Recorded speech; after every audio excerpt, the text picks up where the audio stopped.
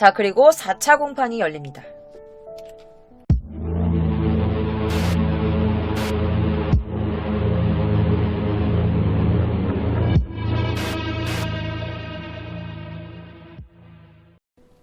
너무 예쁘죠? 자, 그녀가 이제 아이돌 활동이나 싱어송라이터 활동, 배우 활동을 할 때의 모습이에요. 음악을 굉장히 좋아하는 친구였던 거야. 자, 재판 제4차 공판 2월 23일. 아, 제 생일이었네요. 자, 2월 23일 날 제4차 공판이 열립니다. 자, 이때는 여러분, 토미타 씨가 직접 법정에 나와요. 자, 토미타 씨가 피해자 참여 제도를 이용합니다. 그래서 법정에서 스스로 의견 진술을 실시합니다. 자, 의견 진술을 할 때는요, 피고인이나 방청하는 사람들, 배심원, 그러니까 다른 사람으로부터 모습이 보이지 않도록 법정에 칸막이를 세웁니다. 자, 토미타 씨가 굉장히 용기를 내서 법정에 나타난 거죠. 그래서 어떻게 이렇게 법정에 나타나게 됐습니까? 라고 물어봤을 때 그녀는 제 자신이 피해를 입은 이 사건의 재판을 제 눈으로 보고 싶고 제 귀로 듣고 싶었습니다. 그리고 피해자인 저 자신밖에 말할 수 없는 것들이 많이 있었기 때문에 그런 것들을 직접 전하지 않으면 안 된다고 생각했습니다. 피해자 참가 제도를 이용해서 재판에서 이제 자기 의견을 밝히는 이제 이런 법정 제도를 용기 있게 이제 이용한 우리 토미타 씨는요. 다음날 병원에서 깨어났을 때 저에게 무슨 일이 있었는지 바로 이해할 수 있었습니다. 그리고 동시에 사건 당시의 기억이 하나하나 되살아났습니다. 찔린 곳이 일시적으로 뜨거워지고 목을 마음껏 찔림을 당했을 때 느낌, 입안에 번지는 피맛, 그리고 범인이 무서운 눈으로 나를 찌르려고 달려온 것, 나를 찔렀었던 칼의 모양, 바닥에 고인 내 피바다가 보였을 정도로 내 몸에서 얼마나 많은 피가 흘러나오고 있었던지, 그리고 그 느낌, 그리고 쓰러졌던 것, 범인한테 발로 저항하면서 발버둥 친 것, 이 모든 것들을 똑똑히 기억하고 있습니다. 그 공포는 지금도 잊을 수가 없습니다. 사건의 뒤로는 지금까지 느낀 것보다 훨씬 큰 불안이나 공포를 느끼고 있습니다. 저는요, 제가 좋아하는 음악이나 연극하는 거, 지금까지 소중히 쌓아왔던 내 이 모든 시간이 저 사람에게 순식간에 빼앗기고 말았습니다. 평범하게 살았던 나의 매일을 돌려줬으면 좋겠어. 상처 없는 원래 내 몸을 다시 찾고 싶어. 라고 호소했습니다. 눈물이 막 나요. 아, 미쳤나봐.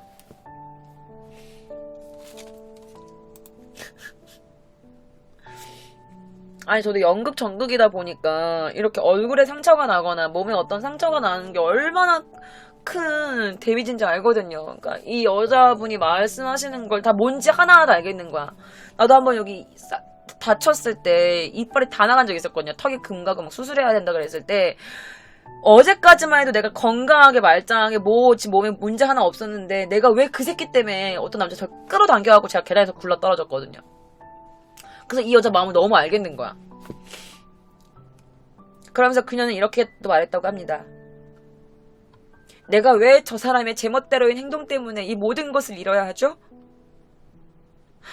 저 사람 때문에 제가 잃은 것은 정말 헤아릴 수도 없어요. 자, 의견 진술은 10시 7분경부터 시작했습니다. 그리고 토미타 씨는 울먹이면서 사건의 모습이나 그 당시에 당했던 자신의 고통들을 조금씩 하나하나 되짚어갔습니다. 자, 그리고 10시 20분경에 그녀가 이렇게 말했어요. 지금 범인은 속으로는 웃고 있을 거예요. 반성 같은 거 하나도 하지 않을걸요? 그리고 저 사람 똑같은 짓을 꼭 다시 한 번 더 할 거예요. 절대로 그저 내버려둬선 안 돼요. 라면서 아주 엄벌에 처해달라고 엄한 처벌을 요구했습니다. 자, 그녀가 저 사람은 똑같은 짓 또 할 거예요. 또 날 죽이러 올 거란 말이에요. 라고 했더니 그때 이와사키가 뭐라는 줄 알아? 갑자기? 그럼 차라리 죽여! 라면서 갑자기 큰 소리를 그녀에게 막 치기 시작했어. 다 따라 코르세요! 막 이러면서. 그럴 거면 차라리 자기 죽이라고 막 이러면서. 그 토미타 씨가 저거 봐요. 저 사람 뜻대로 안 되면 저 죽일 거예요.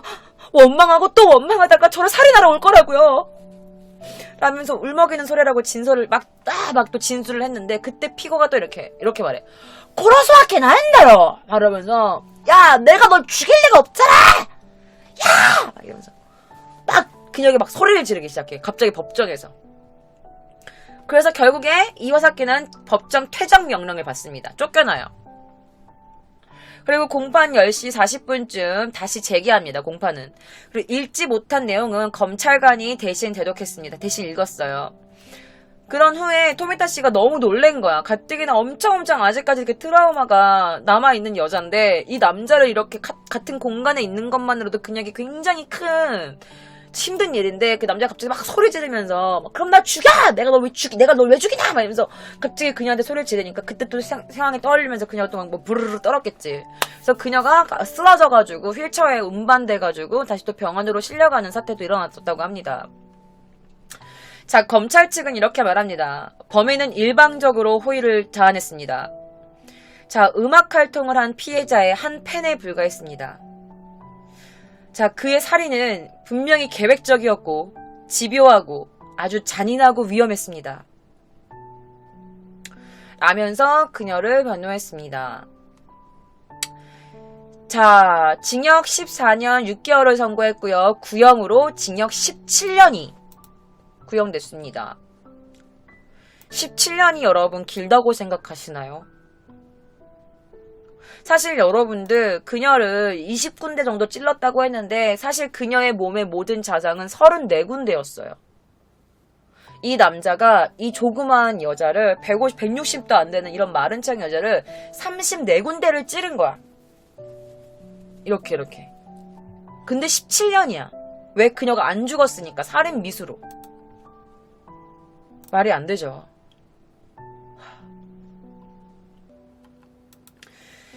자, 처음에 이제 이 남자애가 징역 14년 6개월에 불복하고 항소를 했었어. 항소는 이 법 내가 왜 14년을 받아야 돼요? 재판 다시 해주십시오라고 항소를 했었는 거야. 그러니까 17년 너무 길다 이러면서. 그런데 갑자기 이 남자애가 항소를 취소합니다. 사람 됐나 싶죠? 지가 잘못한 걸 아나 싶죠?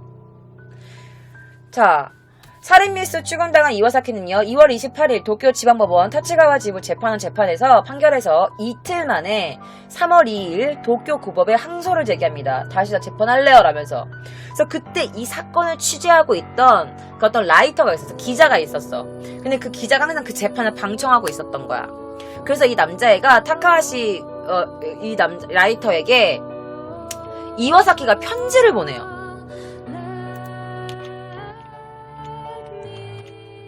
이 남자애가 이와사키가 편지를 보내. 그 라이터한테. 이 기자한테. 그러면서 저 공소 취하할 겁니다. 각오는 되어 있습니다. 라고 쓰여 있었대. 그래서 이 남자애가 면회를 갑니다. 근데 지금까지 면회나 이 남자애가 이제 그 기자가 이 이와사키랑 이렇게 계속 이렇게 연락을 계속 하고 있었을 때 죽일 계획이 없었다. 이런 주장이 말이 안 되니까 처음에는 재판에 되게 한심하게 받아들여지잖아. 무슨 뭐 칼 일주일 전에 샀으면서 무슨 계획적이 아니야. 말이 안 되지. 그래서 항소심에도 그거를 그냥 계속 그 주장을 쭉 이어가나라고 이 기자가 생각했었대.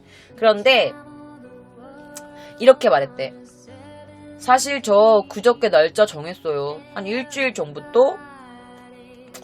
근데 항소를 할까 어떡할까 재검토를 하고 있습니다. 근데 법원에서 통지가 오면 뭐 생각하고 있었는데 아무것도 안 오길래 그냥 뭐 이제 그만해도 좋지 않을까 싶어서요.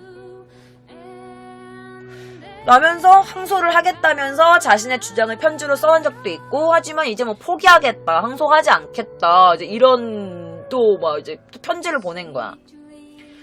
저 계획성이 없었다, 죽일 생각이 없었다, 뭐 여러 가지 적어봤는데요. 뭐 판결문을 뭐 몇 번이나 다시 읽었죠. 근데 제가 생각해보니까 변하지 않을 것 같더라고요. 뭐 제가 말하는 모든 게 변명인 것 같고, 그리고 더 이상 변명해도 뭐 어쩔 수 없다라고 생각이 들었습니다. 라고 해. 그런 걸 편지로 쓴 거야, 다 이렇게. 그래서 항소하지 않겠다고. 그리고 그의 편지는 이렇게 말했대. 저는 진짜 반성합니다. 그리고 제가 꼭 보상할 겁니다. 이러면서 구치소로 갔대. 그래서 이 기자가 얘가 웬일인가 싶어가지고 이 남자의 면회를 간 거야. 면회를 갔는데 면회한테 이랬대. 저 진짜 반성하고 있어요. 근데 토미타 씨 PTSD? 그 외상후 스트레스 장애 있잖아요. 제가 봤는데 생각보다 그렇게 심하지 않던데요? 아, 뭐 속죄는 할 거예요. 제가 여기 나와가지고 감옥에서 나가면 번 돈으로, 그 돈으로 꼭 속죄할 거예요. 진짜예요. 라면서 그녀의 PTSD가 생각보다 심각하지 않았다, 뭐 이런 얘기를 했던 거야.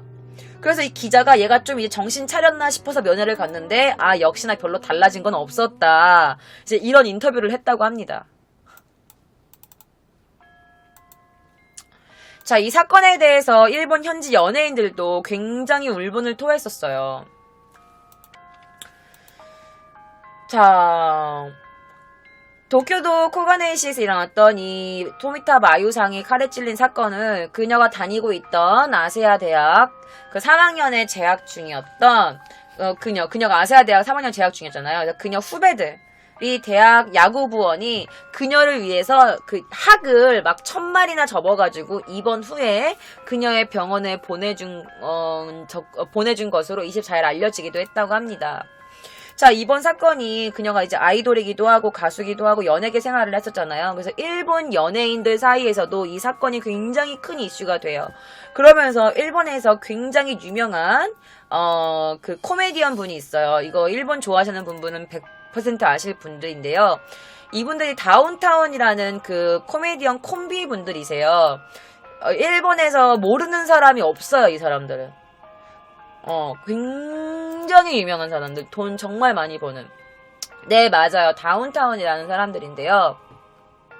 자, 다운타운의 마츠모토 히토시, 이 약간 노란색 머리 하신 분 있잖아요. 이 마츠모토 히토시가 그 2월 26일 날 후지테레비 방송에 와이드 나 쇼, 이 쇼에서 피고인에 대한 분노를 드러냈대요. 근데 이분이 원래 굉장히 되게 좀 엉뚱하고 약간 이 남자분께 맨날 이렇게 머리 맞고 약간 이런 복해하는 약간 그런 스타일인데, 이분은 항상 뭐 머리 맞고 이씨 막 이렇게 하는 그런 스타일이거든요.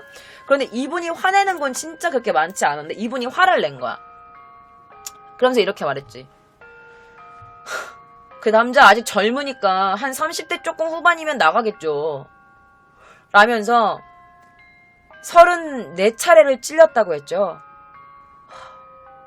34차례를 찌른 겁니다. 나는 34명의 사람을 죽였다고 생각하면 하다고 생각합니다. 솔직히 종신형도 좀 부족하다고 생각해요. 그리고 만약에 형기를 마치고 이 남자가 만약에 출소를 했을 때 이 남자한테 GPS 이런 거 착용시켜야 된다고 생각합니다. 라고 말을 했대요. 굉장히 화를 내면서.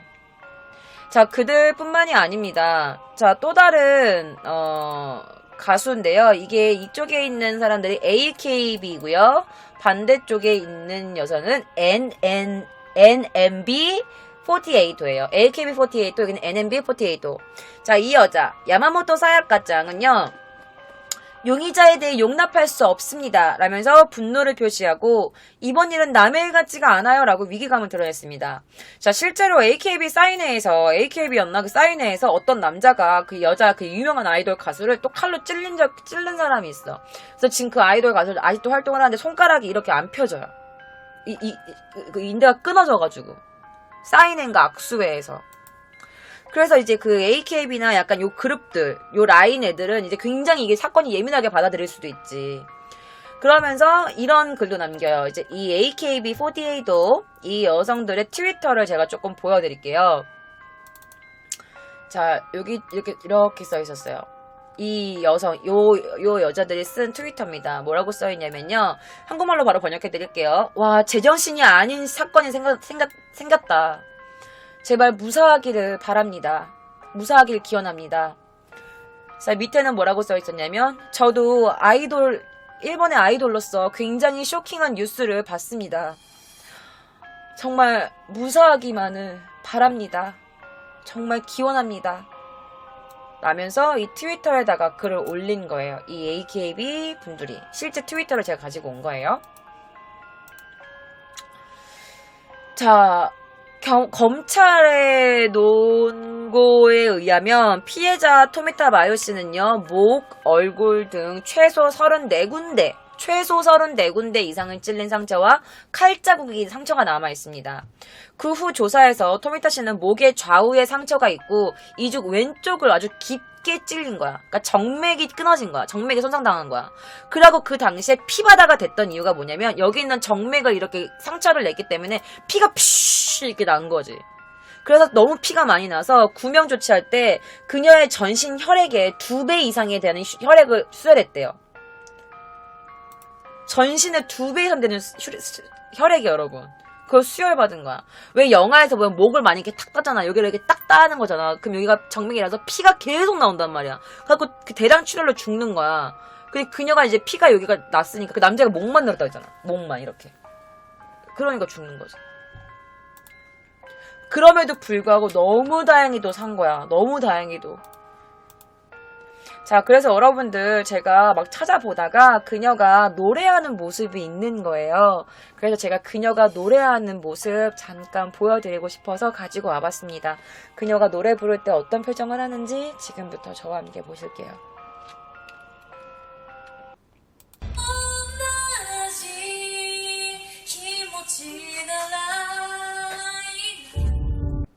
그러니까 이런 모습이에요, 여러분들. 다시 한번 보실래요? 좀 짧아.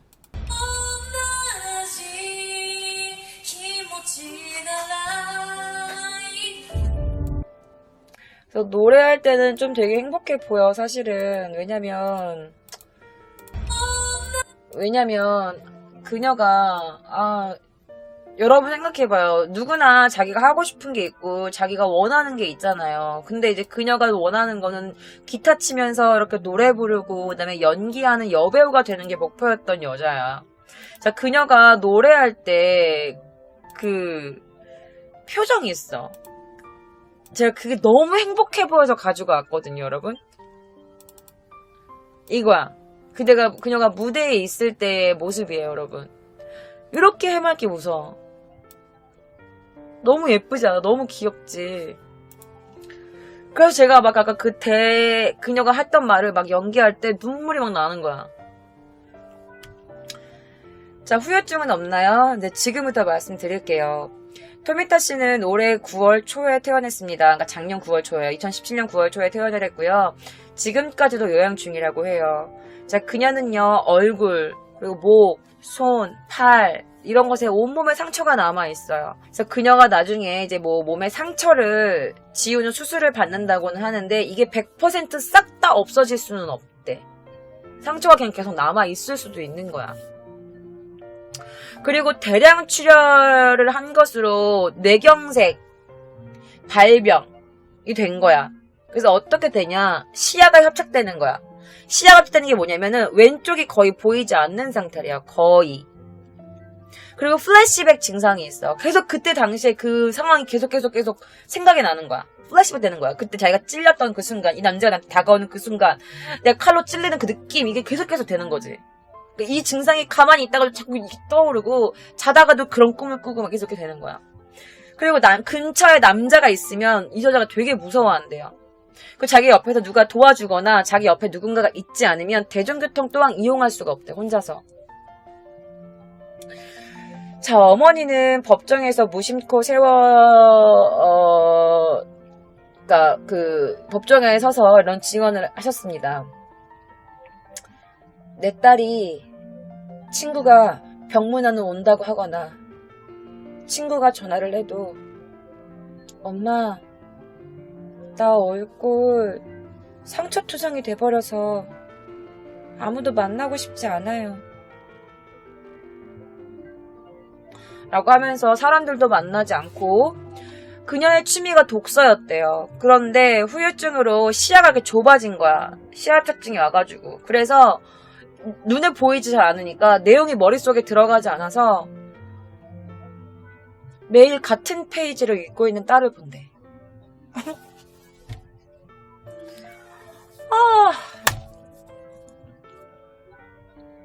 자기 딸이 매일 같은 페이지를 읽고 있대. 그리고 현재 상처의 후유증에 대해서도 그녀는 이렇게 말합니다. 네, 매일 재활훈련을 하고 있습니다. 그런데 생각처럼 몸이 잘 움직여주질 않아요.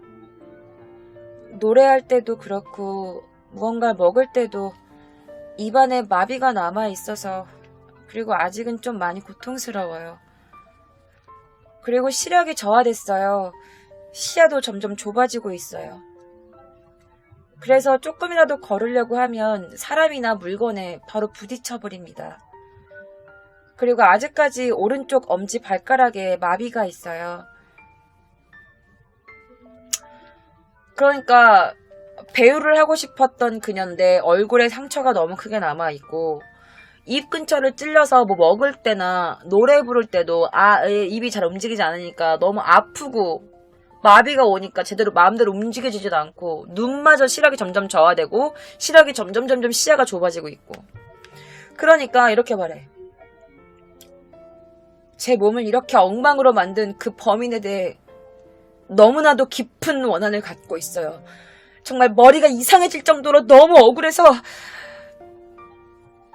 매일 정신 차리고 있으면 제가 울고 있습니다. 이런 표현을 해. 머리가 이상해질 정도로 너무 억울하다고. 그러니까 이게 뭔지 알겠죠, 여러분? 사람이 진짜 너무 막 열받을 때, 막 머리가 딩할 때 있잖아요. 약간 그런 느낌일 거 아니야, 이 여자는. 우리는 상상도 못하지.